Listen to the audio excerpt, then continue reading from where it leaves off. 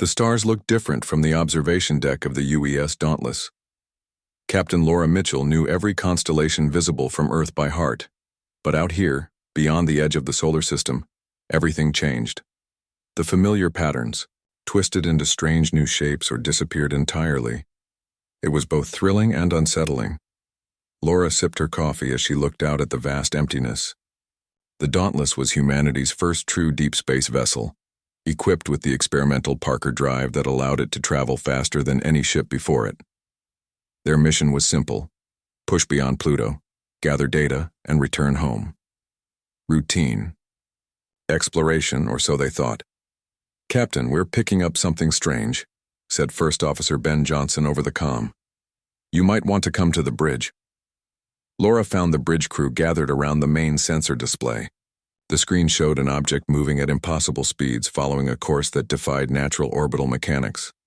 "What is it?" she asked, setting down her coffee. "We don't know," said Ben. "But whatever it is, it's not natural, and it's heading straight for us."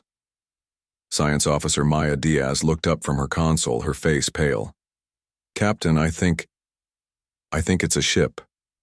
For a century, humanity had searched the stars for signs of intelligent life. They had sent radio signals, launched probes, and studied distant planets for biosignatures, always searching, never finding. Until now. "Battle stations," Laura ordered calmly. "Defensive posture only. Let's not start an interstellar incident on day one." The crew moved with practiced efficiency. Within minutes, the Dauntless was ready for whatever might come. The alien vessel slowed as it approached, finally stopping about 5 kilometers from the Dauntless. It was beautiful in a strange way. Smooth lines of a silvery blue material that seemed to absorb and reflect light simultaneously. It was roughly 3 times the size of the human ship. "They're scanning us," Maya reported, watching her instruments. "Very thorough scans. They're looking at everything. Our hull composition, our engine signature, even our life support systems." Laura nodded. "Let them look. We have nothing to hide." She turned to Communications Officer Rick Taylor. "Any signals from them?" "Nothing yet. Wait." Rick adjusted his headset. "Captain, we're receiving a transmission, audio and video." "Put it on screen," Laura ordered. The main view screen flickered, and then filled with the image of a being unlike anything humans had ever seen before. It had a vaguely humanoid shape, 2 arms, 2 legs, 1 head, but its skin was the color of polished copper, with intricate patterns that seemed to shift and change. Its eyes were large and entirely black, without any visible pupils. "Greetings, humans of Earth," the alien said in perfect English. "I am Vexnara, ambassador of the Telsari and representative of the Galactic Council. We have been watching your development with great interest." The bridge fell silent. Years of training hadn't prepared any of them for this moment. Laura stepped forward.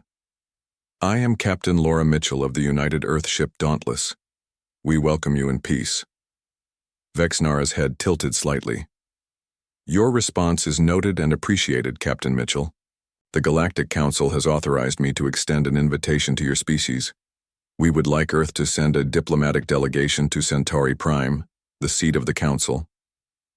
Laura kept her face neutral despite her shock. "That's a significant honor, Ambassador. May I ask why now? Surely you've been aware of our existence for some time." "Indeed," Vexnara replied. "The Council maintains a non-interference policy with developing civilizations until they reach certain technological milestones. Your Parker drive, which allows you to bend space without tearing it, indicates you have reached that threshold. You are now ready to join the broader galactic community." Within hours, Earth's governments were notified. The news spread quickly, and humanity's response was swift. Ambassador Eli Winters, Earth's most experienced diplomat, was dispatched to the Dauntless along with a small team of specialists. 6 days later, Eli stood on the bridge beside Captain Mitchell as the Telsari ship prepared to escort them to a jump point that would take them to Centauri Prime. "Are you nervous, Ambassador?" Laura asked quietly. Eli smiled, but his eyes remained serious. "I've spent my career negotiating with difficult people from different cultures. This is just that on a bigger scale." Much bigger, Laura agreed. The council has 27 member species. Vexnara had told them during one of their briefings. Some have been spacefaring for thousands of your years. Many were skeptical about including humans so soon. Why is that? Eli had asked. Vexnara's patterns had shifted to a darker shade. Your historical records show a tendency toward conflict. You advance technologically most rapidly during times of war. This concerns some council members. Now, as they prepared to depart, Eli composed an encrypted message to be sent back to Earth. First contact established with Telsari representative of Multi-Species Galactic Council. Invitation received to attend council as observers with potential for full membership. They present as peaceful and diplomatic. However, reading between the lines, I believe they fear us more than they're letting on. Our rapid advancement seems to have triggered both interest and concern. Recommend proceeding with caution, but openness. They've invited us in, but I sense there's much they're not telling us. We'll report again from Centauri Prime, winter's out. As Eli finished his message, the stars outside the viewport suddenly blurred and stretched. The Dauntless, following the Telsari ship, entered the jump point. In that moment, humanity took its first step into a much larger universe, unaware of the thunder of war that would soon follow. Maya joined Laura at the viewport, as the strange effects of faster-than-light travel danced outside. Do you think they're really peaceful? She asked quietly. Laura watched the swirling cosmos as they traveled faster than any humans ever had before. I hope so. But peaceful or not, we're going to need allies out here, and that means learning to play their game. While being ready to play our own, Maya added. Laura nodded slowly. Exactly. Because whatever happens at this council, Earth needs to be ready. We've come too far to turn back now. The Dauntless continued through the jump point, carrying humanity's first ambassadors to the stars. Behind them, Earth prepared for a new era, one of possibility, diplomacy, and unknown dangers.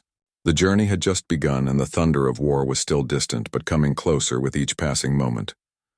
6 months passed in the blink of an eye. The small human delegation stood in the arrival chamber of Centauri Prime, a massive space station that served as the headquarters for the Galactic Council. Ambassador Eli Winters felt his breath catch as he looked through the vast transparent dome above them. 3 suns of different colors, red, blue, and golden, illuminated the space around them, casting multiple shadows across the polished floor. It's beautiful, whispered Dr. Samantha. Powell, the delegation's xenobiologist. Her eyes darted from one alien species to another as they passed through the chamber. Some walked on 2 legs, others on 4 or 6. Some floated in anti-gravity units. One being appeared to be a swirling cloud of gas contained in a transparent suit. Stay focused, Admiral Gregory Hayes reminded them quietly.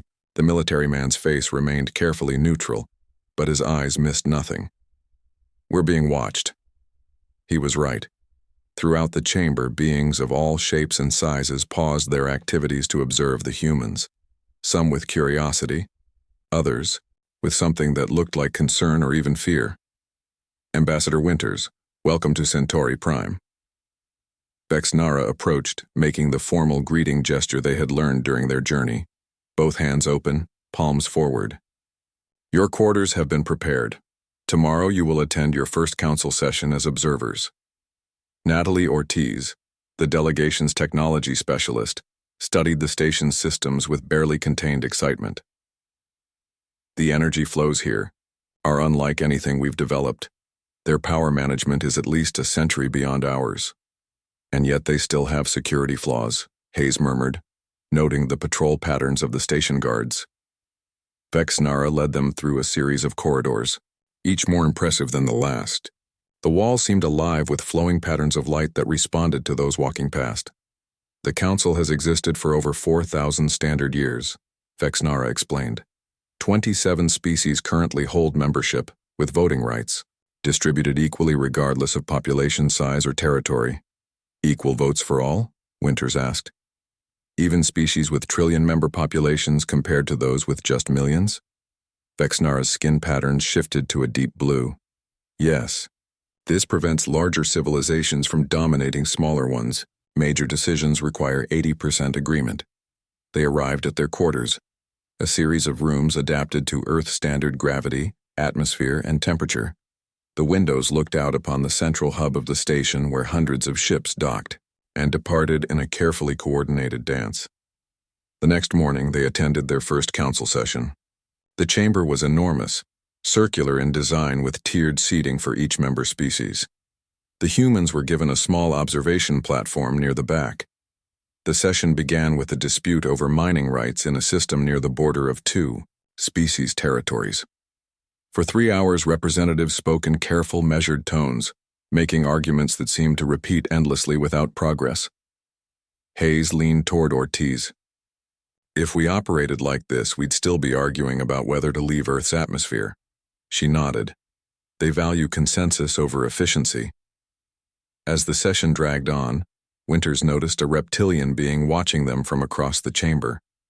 The creature's scales were a deep emerald green, with yellow eyes that never seemed to blink. When the session finally ended, this being approached them. "Ambassador Winters, I am Sakat of the Arxor Dominion. Your species has caused quite a stir in our peaceful council." Winters offered the formal greeting. "We come with peaceful intentions." Sakat's mouth curled in what might have been a smile. "Of course, all species say this. But intentions change when opportunity presents itself. The council has existed for millennia through careful balance. New elements can disrupt that balance." "Are you warning us?" Hayes asked directly. "Merely offering an observation." Sakat's tongue flicked out briefly.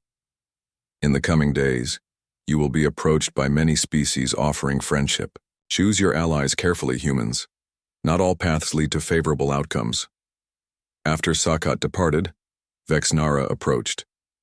"I see you've met the Arxor representative. They are pragmatic in their politics." "Is that a diplomatic way of saying untrustworthy?" Winters asked. Vexnara's patterns shifted to a muted purple. "I would never speak ill of a council member. Now, as is customary for observer species, you have been granted limited access to our technological database. This should help you understand our shared history and scientific achievements." Later, in their private quarters, the delegation gathered around the access terminal. Ortiz's fingers moved rapidly over the interface. "This is incredible," she said. "Their medical technology alone could revolutionize healthcare on Earth. They've eliminated most diseases we still struggle with." Powell studied the biological data. "Their understanding of genetics is centuries beyond ours. They can modify organisms at the cellular level with perfect precision." Hayes frowned at his screen. "Notice what's missing? Weapons technology, propulsion systems, defense capabilities, all restricted." Winters wasn't surprised. "Of course, they're not going to give potential rivals their military secrets." "But why consider us rivals?" Powell asked. "We're barely space-capable by their standards." Hayes closed his screen. "Because they see what we could become, not what we are now. Humans adapt quickly. We learn, we improve, we overcome. They fear that." Ortiz nodded slowly. "I found something interesting. Access logs show they're monitoring everything we view. And there's a message hidden in the data structure, a contact protocol for someone called the Observer. It's not part of the official database. A back channel?" Winters considered this. "Someone wants to talk to us privately. Could be a trap. Could be an opportunity. Or both," Hayes said grimly. That night, as the artificial day cycle dimmed across the station, Winters stood at the window of their quarters. The vastness of space stretched before him with ships of dozens of designs moving in the distance. Humanity had dreamed of this moment for centuries, to know they weren't alone, to join a community of intelligent species among the stars. Yet he couldn't shake the feeling that they were walking into a complex game where they didn't know all. The rules and the stakes were the future of their entire species. A small alert chimed on his personal communicator. The hidden contact, the Observer, wanted to meet. Alone. Winters looked out at the alien station one more time. Then he made his decision and headed for the door. Whatever awaited humanity among the stars, they would face it head-on. 3 months passed since humanity gained observer status in the Galactic Council. Back in the Sol system, Earth's scientists worked day and night to implement new technologies gleaned from the Council database. Progress happened much faster than anyone, human or alien, had expected. The small human colony on Proxima Centauri B had grown rapidly. What began as a research outpost with 50 scientists now housed over 50,000 people. The planet, once considered barely habitable, flourished under human terraforming techniques. Green patches spread across its surface as earth plants adapted to the alien soil. Colony Governor Alan Martinez stood at the window of his office, watching workers construct a new habitat dome. His assistant rushed in, face pale. "Governor, we have a situation. Unknown ships just entered the system." Martinez hurried to the command center where the colony's small defense team tracked the approaching vessels. 7 ships much larger than ours, reported Security Chief Lisa Foster. "Designs match nothing in our database." "Open a channel," Martinez ordered. The main screen activated, showing a being with iridescent blue skin and 4 eyes arranged in a diamond pattern. "I am Trade Commissioner Zoltek of the Vrex conglomerate. This system falls within our territorial claim based on surveys conducted 8,000 years ago. Your presence here is unauthorized." Martinez kept his voice steady. "Commissioner, this is a legally established human colony. Proxima Centauri is our nearest neighboring star and falls within humanity's sphere of influence. Your species was unknown to the galaxy until recently," Zoltek replied. "You cannot claim what was already claimed. We require your immediate withdrawal." "That's not possible. We have families here, established infrastructure. We're willing to discuss trade agreements or resource sharing, but—" "The Vrex conglomerate does not share," Zoltek interrupted. "You have 24 hours to begin evacuation." The screen went dark. Martinez immediately sent emergency messages to Earth and to the human delegation on Centauri Prime. Then he contacted Commander Olivia Chang aboard the UES Intrepid, the lone military vessel assigned to protect the colony. "They outgun us," Chang said bluntly after reviewing the data. "But I've requested reinforcements. The UES Valiant and Defender can be here in 18 hours. "Will that be enough?" Chang's face remained professionally neutral. "We'll make it. Enough." On Centauri Prime, Ambassador Winters received the message during a private meeting with Dr. Powell. "The Vrex?" Powell asked. "I've studied their file. They're a commercial power, control major trade routes in 3 sectors. Winters nodded. "And now they want our colony. We need to bring this to the Council immediately." But in the Council chamber, the Vrex representative was already speaking. "The humans have illegally settled a system surveyed and claimed by the Vrex conglomerate millennia ago. Our legal right is clear. We demand Council support for immediate human withdrawal." Murmurs spread through the chamber. Winters requested and received permission to speak. "Proxima Centauri is Earth's nearest stellar neighbor. We had no knowledge of any prior claim when we established our scientific outpost there 5 years ago. The colony is now home to thousands of families. We propose a diplomatic solution that respects both parties' interests." The debate stretched for hours. Many species seemed reluctant to take sides. Others whispered among themselves, watching, the humans with new interest. Meanwhile, at Proxima Centauri, the Vrex fleet moved into orbit. Commander Chang positioned the Intrepid between them and the colony. "Vrex vessels, this is Commander Olivia Chang of the United Earthship Intrepid. You are approaching a sovereign human settlement. Maintain your distance." The Vrex commander's voice came through with obvious disdain. "Your primitive vessel does not concern us. We will establish orbital position to begin our survey."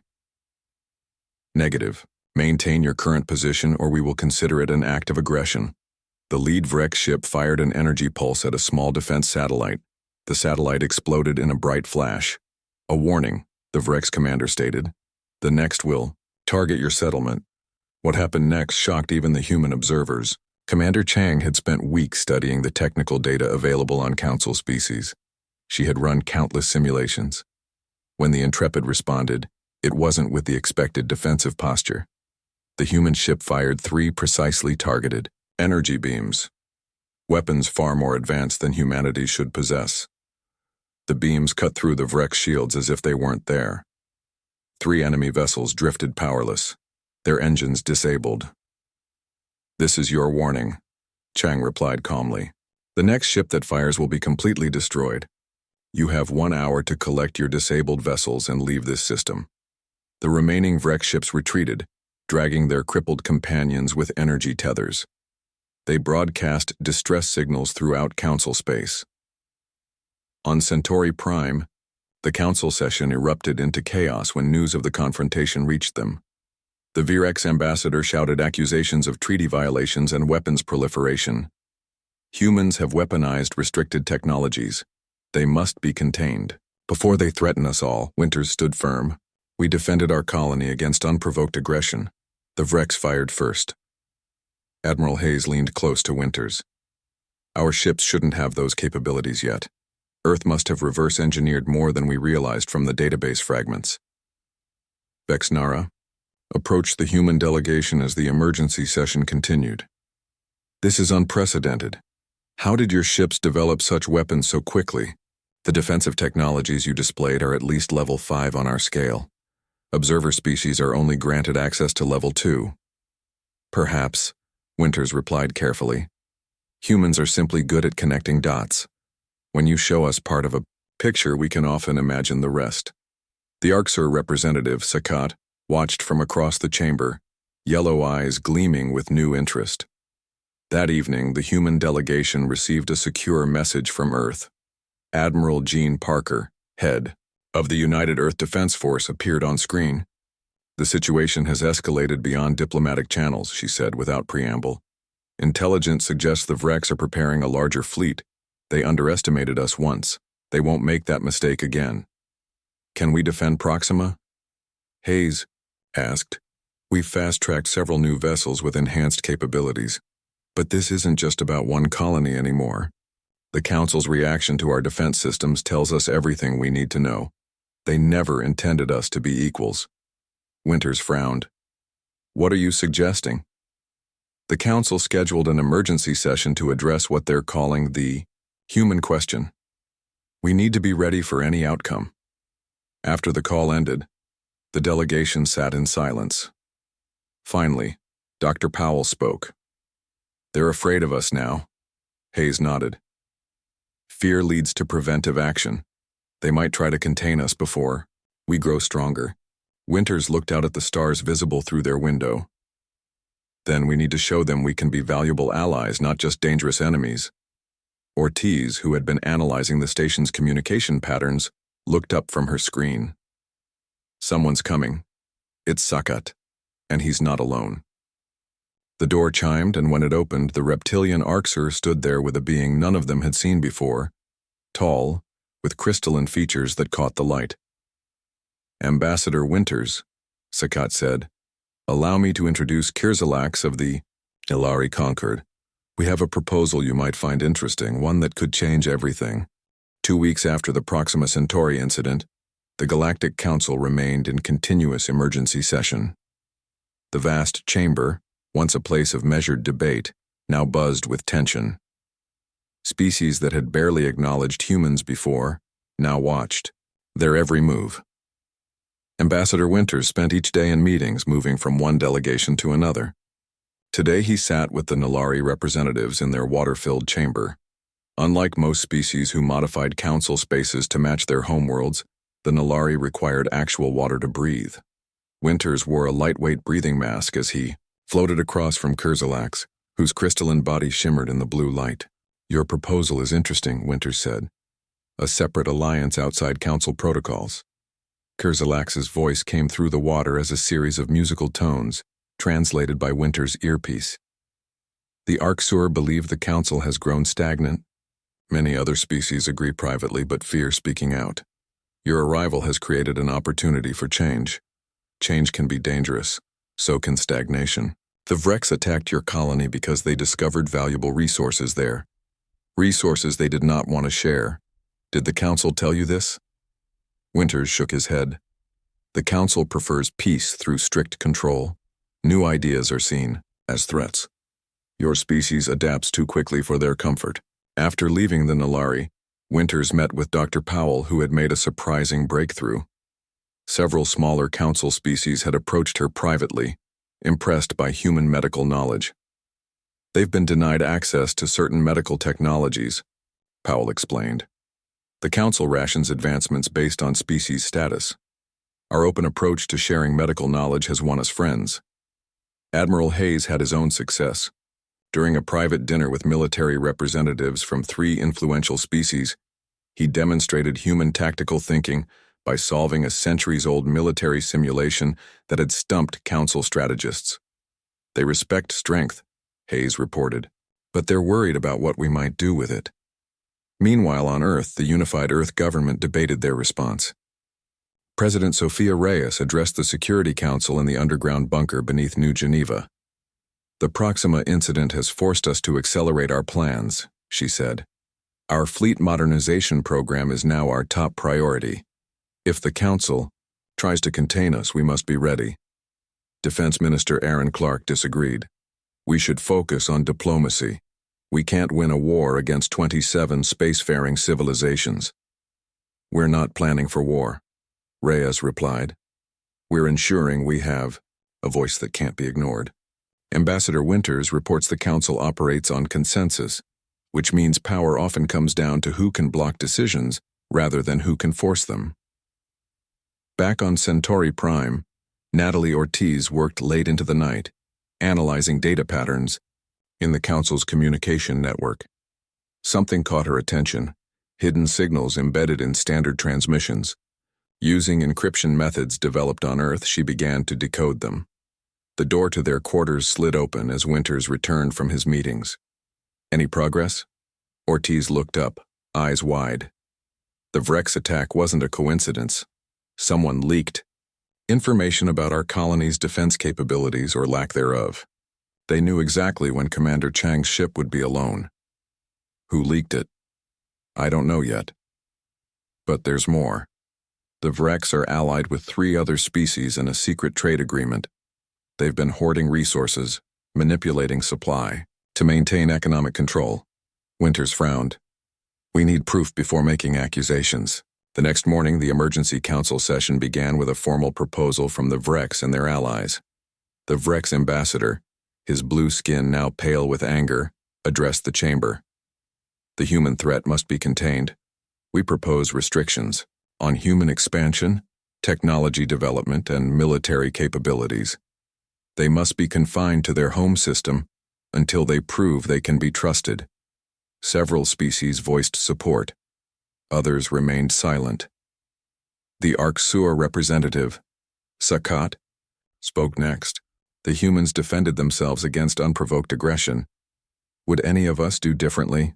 Perhaps instead of punishing them, we should question why the Vrex were so eager to seize their colony. Vexnara, who chaired the session, called for order as heated arguments broke out across the chamber. We will take a brief recess before voting. During the break, Winters received an urgent message from Ortiz. I found proof of the Vrex conspiracy. They've been secretly mining rare elements throughout Council space without sharing the required survey data. The Proxima colony sits on one of the richest deposits they've found. Armed with this information, Winters approached several key delegations. The evidence began to shift opinions. Even species initially supporting the Vrex now hesitated. As the Council prepared to reconvene, a commotion erupted near the human quarters. Winters and Hayes rushed back to find security forces surrounding their rooms. Inside, 2 human aides lay dead. Natalie Ortiz was being rushed to the medical bay, severely injured. What happened? Winters demanded. The security chief, a tall being with gray skin, answered carefully. An attack. The perpetrators escaped, but witnesses saw members of the Krell Solidarity leaving the area. The Krell? Hayes frowned. They've been neutral in all council debates. This was no random attack, Winters said grimly. They targeted Ortiz specifically. She found evidence that could change the vote. Within hours, Earth's response shocked the Council. A fleet of 50 warships, far more than anyone believed humanity possessed, appeared near Centauri Prime. The ships formed a protective formation, but made no aggressive moves. Admiral Parker's message was broadcast throughout Council space. An attack on diplomatic personnel constitutes an act of war. Earth demands justice. The perpetrators must be identified and held accountable. Until then, we have increased our protective presence. The Council chamber fell into stunned silence as they viewed the human fleet on the main display. The ships were smaller than many Council vessels but showed energy signatures that suggested advanced weapon systems. Winters addressed the chamber. We came to the Council seeking peace and cooperation. Instead, we found conspiracy and violence. Earth now presents its own proposal. Acknowledge humanity as full members with equal rights and protections under Council law, or we will withdraw from Council proceedings entirely. This is not how things are done, Vexnara protested. The Council requires time to... Time is a luxury we no longer have, Winters interrupted. While we debate, forces work to undermine peace. The attack on our delegation proves this. Earth will not wait patiently while others decide our fate. As the emergency session continued into the night, the lines had been drawn. Humanity had shown it would not be easily controlled or contained. The question now was whether the Council would adapt to this new reality, or whether the thunder of war would grow louder. Outside the Council chamber, Sakat watched the proceedings with interest. Events were unfolding faster than even the Arsur had anticipated.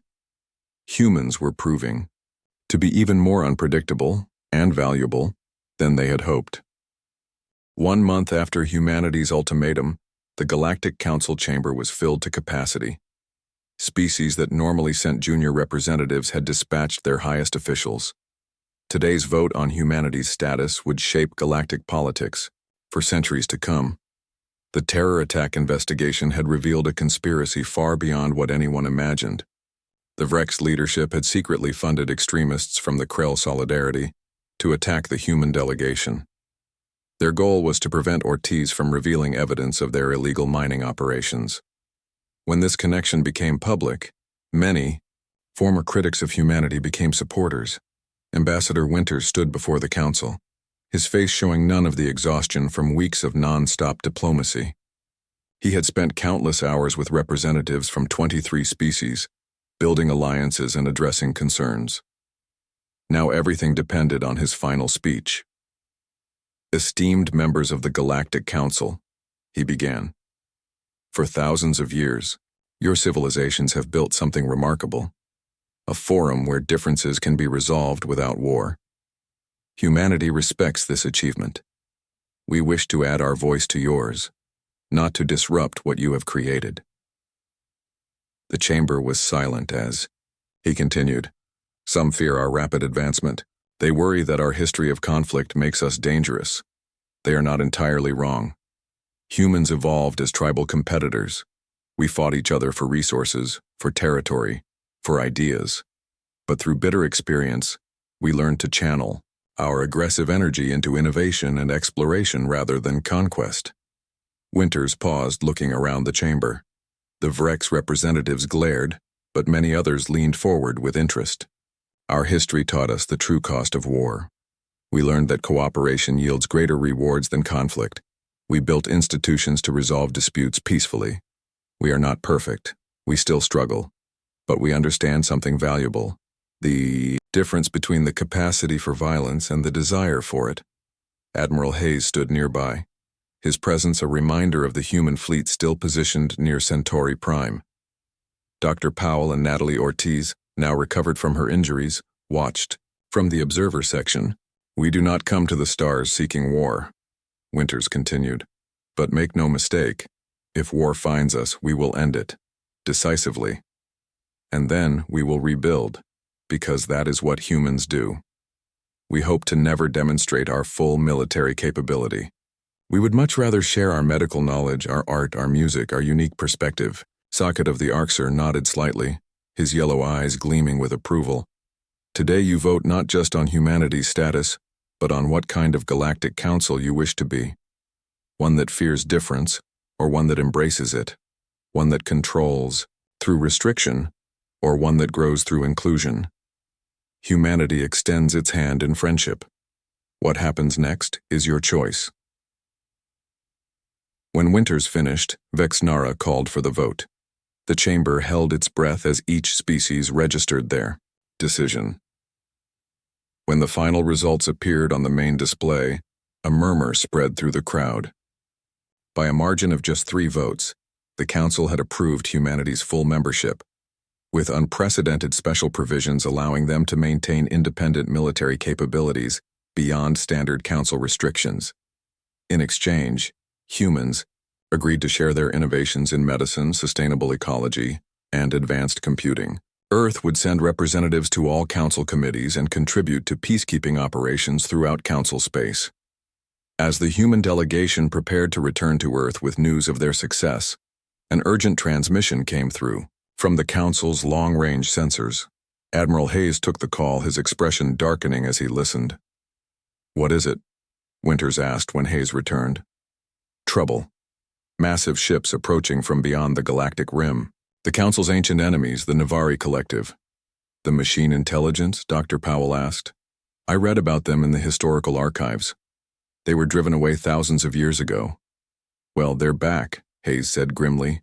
"And the initial Council response is exactly what we'd expect, paralyzed by procedures and fear." The next day, an emergency war council formed. The Navari Collective, a vast array of artificial intelligences that had once attempted to convert all organic life to machine form, had returned with technology far beyond anything the Council possessed. Vexnara looked defeated as censor. Reports came in. "Our defensive systems have not been seriously tested in over 1,000 years. We maintained peace for so long that we grew complacent." Admiral Hayes studied the tactical displays. Working with Commander Chang, who joined remotely from the UES Intrepid, they began developing counter-strategies that incorporated both human tactical thinking and the combined technological capabilities of all Council species. "Your approach is unorthodox," Sakat commented as Hayes outlined a defensive formation that no Council strategist would have considered. "Humans specialize in unorthodox," Hayes replied. "Your conventional responses are predictable. The Navari will expect them." When the Navari launched their first attack against an outlying Council world, it was the human fleet that responded first. Using jump technology that surprised both the Council and the Navari, Earth ships arrived in time to evacuate the colony before the Navari could capture its inhabitants. The battle that followed shocked everyone. Human ships, though smaller than both Council and Navari vessels, moved with unexpected agility. They used the tactical plan Hayes had developed, striking in coordinated groups, never staying still long enough to become targets, drawing the enemy into prepared killing zones. For the first time in its existence, the Navari Collective was forced to retreat. Back on Centauri Prime, the Council leadership gathered in stunned silence as they watched the battle recordings. The humans had done in hours what Council strategists thought impossible. They had stopped the Navari advance. "Perhaps," Kirzalax of the Nalari suggested, "what we feared about humans is exactly what we needed. Their warlike tendencies, their rapid adaptation, these are valuable against an enemy like the Navari." Sakat nodded. "For too long the Council has valued stability over all else. But the universe is not stable. Change comes whether we wish it or not. The humans understand this in their bones." Vexnara turned to Winters. "We must form a unified response. The Council's resources combined with human tactical thinking. Will Earth support this?" "That's why we came to the stars," Winters replied. "Not to stand alone, but to stand together." 2 days later, Ambassador Winters and Admiral Hayes stood on the observation deck of Centauri Prime, watching as a combined fleet of human and Council ships prepared to depart. The first truly unified galactic defense force in the Council's long history. "They invited us to join their peace," Hayes remarked. "We showed them how to win their war." Winters smiled slightly. "And perhaps now we can build something better than either of us had alone." Below them, Officers from a dozen species worked side by side, preparing for the challenges ahead. The thunder of war that had followed humanity into the stars had awakened the galaxy, not to conquest, but to a new era of purposeful unity. A unity forged in the fire of necessity, tempered by human determination, and strengthened by the diverse wisdom of many worlds. Together they would face whatever came next from the darkness between the stars.